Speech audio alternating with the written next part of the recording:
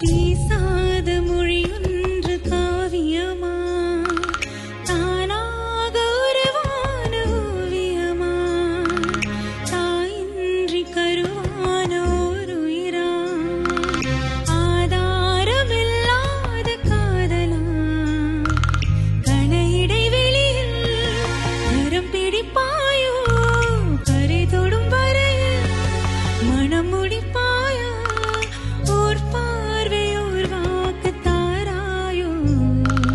அப்புறம்னா it's a great attempt. கஷ்டமான பாட்டு, it's not very easy.